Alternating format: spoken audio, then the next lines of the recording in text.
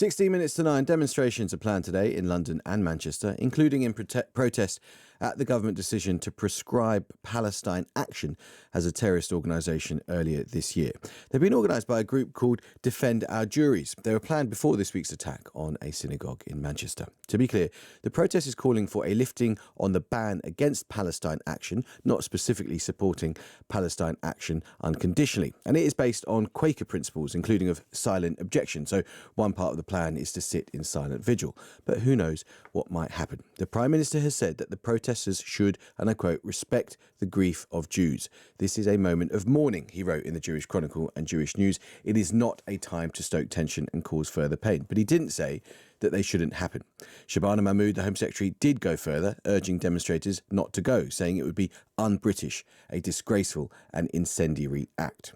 Meanwhile, police have also asked protesters to hold off. Stephen Watson, the Chief Constable of Greater Manchester, told The Times they should stay at home in the interests of, and I quote, decency, humanity and a bit of sensitivity. Police say they are overstretched. Speaking at a vigil in Manchester in memory of those killed, the Deputy Prime Minister, David Lammy, was heckled yesterday as he pleaded for pro-Palestinian marches not to go ahead this weekend.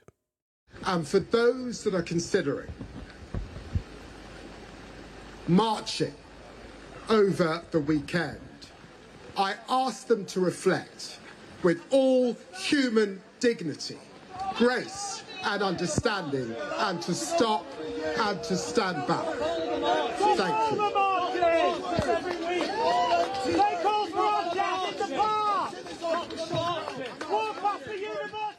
Well, in a moment, we'll speak to Defend Our Juries. First, let's talk to Nick Aldworth, who's a former National Coordinator for Counter-Terror Policing. Mr. Aldworth, good morning. Good morning. What's your view on whether today's protest should go ahead? Well, look, I will fight to my dying breath for legitimate legal protests to continue. But if people commit offences during those protests, then absolutely they should be subject to legal intervention. And this has become the problem. Protests have become a carriage for people to break the law, and that definitely is causing an overstretch inside the Met at the moment. And people can argue the rights and wrongs about whether an old lady holding a placard about Palestine Action should be arrested. So there has to be a line somewhere, Amal, and unfortunately the police are in an invidious position of having to define where that line is, but that is their job. They're doing it well, but they are under incredible pressure to address all the issues that society's throwing at them. And Sir Mark Rowley has pointed out that there is no power in law to ban protests. Do you think that there should be? No, I don't. Protest is what this country is founded on in terms of its democratic principles. But the police do have powers to put conditions onto protests, but it's hard to think about what those conditions might be. Typically, they are to keep one group away from another or to direct the route of a protest. But this is just a large group of people who have shown themselves over the last couple of months to be willing to break the law during those protests. It's very unfortunate, and the timing on it is also very unfortunate. OK, well, let's turn to them. Thank you, Nick Aldworth. Let's turn to Jonathan Porritt, Environmental Human Rights Campaign, a member of Defend Our Juries, who have organised part of the actions plan today. He was a long-time advisor to the King when he was the Prince of Wales, and he's been arrested twice, Jonathan Porritt has, under the Terrorism Act after taking part in previous protests. Jonathan, good morning. Good morning. Thank you very much indeed for joining us today. Why do you think it's right that the actions you've planned today should go ahead? I think it's really important that we recognise this moment. I have no doubt whatsoever that everyone taking part in the Defend Our Juries silent vigil today will demonstrate huge respect and real grief for those affected by the absolute atrocity at Eaton Park.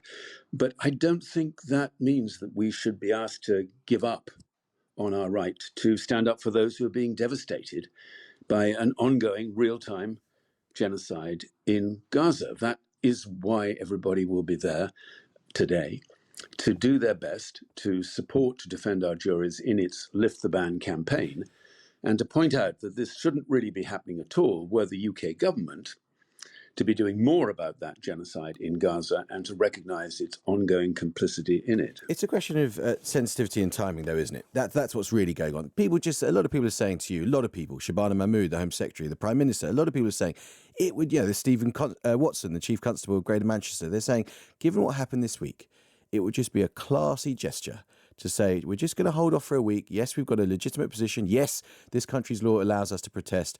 But this week, this Saturday morning, we're not going to go ahead. We're going to delay it maybe by a couple of weeks as a gesture, perhaps of affection and solidarity for a community that's grieving. Why wouldn't you do that?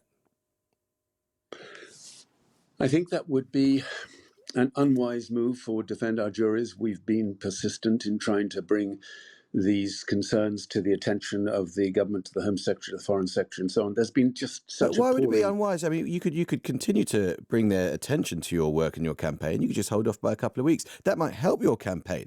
It might make people think positively about Defend Our Juries. It might make people in the Jewish community think, actually, what a classy guy Jonathan Porritt is. He's decided that actually, given what happened this week, he's not going to go ahead. It might, but it might not. And there's been so much malicious misreporting of this, to be honest, Amel. This isn't a march, let alone a hate march, as some has described it. It's a silent vigil. Yeah, People as I said in will my be sitting intro. there silently holding up a sign, waiting to be arrested, because that's how the campaign works, using Quaker principles, as you referred to in your introduction. So there's going to be nothing disrespectful. Indeed, I can imagine that every single person, as they sit down at that moment where the vigil starts, the first thought in their head will be for those affected by the atrocity that happened at Heaton Park. Because honestly, there's not a shadow of doubt that every single person there today would have the deepest concern about growing levels of anti-Semitism, of hatred, and indeed the reluctance of some people to stand up against that anti-Semitism here in the UK. But look, the compassion felt by those supporting Defend Our Juries in opposing the genocide in Gaza, it doesn't stop at the borders of Gaza. That genocide is causing people huge anxiety, concern, grief all around the world. I understand your position. Obviously, what people are saying, including who we heard from at 8:10, is that this is just a question of timing. And what Dave Rich was saying to us was it's phenomenally tone deaf and remarkably self-absorbed and insensitive. Look, we're going to come back to this before the end of the programme. For now, Jonathan Porritt, thank you very much indeed. It's 9 minutes tonight.